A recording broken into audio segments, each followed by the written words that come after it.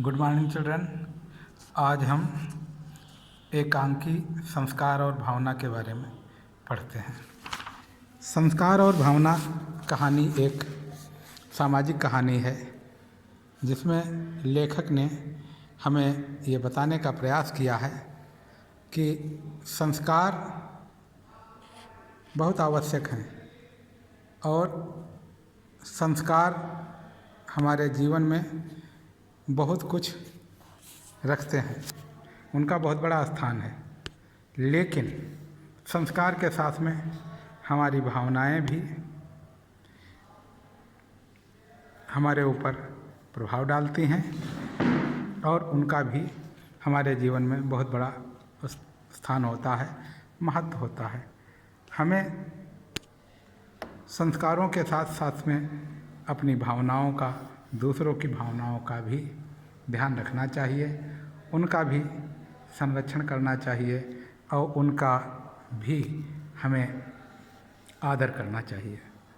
इस कहानी के माध्यम से लेखक ने ये बताने का प्रयास किया है कि किस प्रकार से हम संस्कारों के गुलाम हो जाते हैं और लोगों की भावना को ध्यान में नहीं रखते।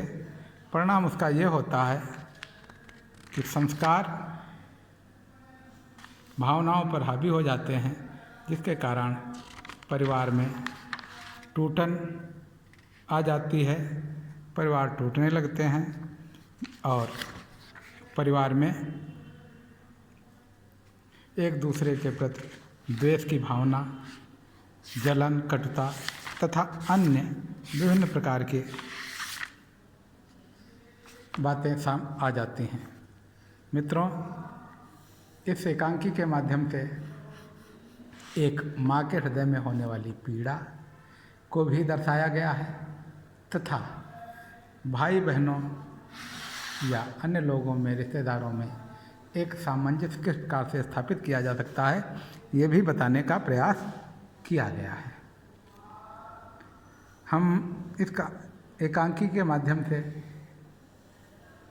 जाति व्यवस्था, वर्ण व्यवस्था जो हमारे समाज में लागू है, छुआछूत की व्यवस्था लागू है, उसको भी समाप्त करने के लिए प्रेरित होते हैं और हमें ये प्रेरणा मिलती है कि हमें इस गुलामी से भी बाहर आना चाहिए। हमें छुआछूत, जाति प्रथा और नीच ऊंच के भेदभाव, वर्ण व्यवस्था से बाहर आकर के एक सुसभ्य समाज में प्रवेश करना चाहिए, एक सुशिक्षित, एक सुसभ्य समाज के रूप में विकसित होना चाहिए। हमें अपने बच्चों को अपना जीवन साथी चुनने का अधिकार देना चाहिए। हमारा कर्तव्य है उनका विकास करना, उनको विकसित होकर के आगे बढ़ने के लिए तैयार करना और वो बाद में खुद अपना जीवन साथी चुने, अपने जीवन का आनंद लें और जीवन को एक अच्छे नागरिक के रूप में निर्वाह करें। ये हमारा कर्तव्य है। हम उन पर पाबंदियाँ लगाते हैं, संस्कारों की दुहाई दे करके हम उन पर पाबंदियाँ लगाते हैं, संस्कृत की दुहाई दे करके हम उन पर पाबंदियाँ लगाते हैं, अपने परिवार की मर्यादा, अपने कुल की मर्यादा के रूप में। लेकिन वास्तव में ये सब खोखली बातें हैं।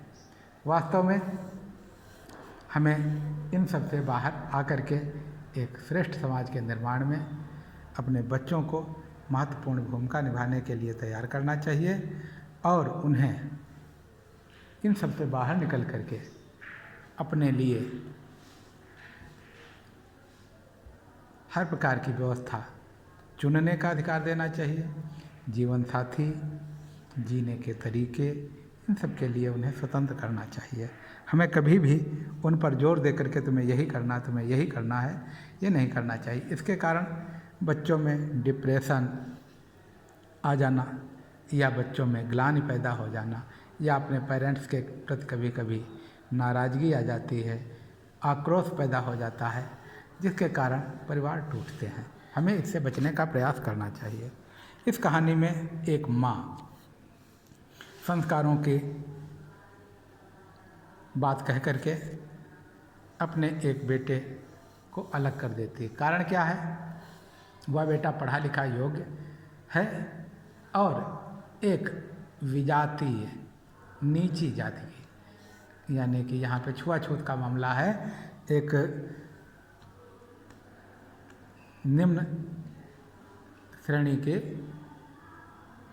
अछूत महिला से विवाह कर लेता है और विवाह करके आता है तो माँ उसको घर में रहने की इजाज़त नहीं देती है, इसलिए वो अलग रहने लगता है।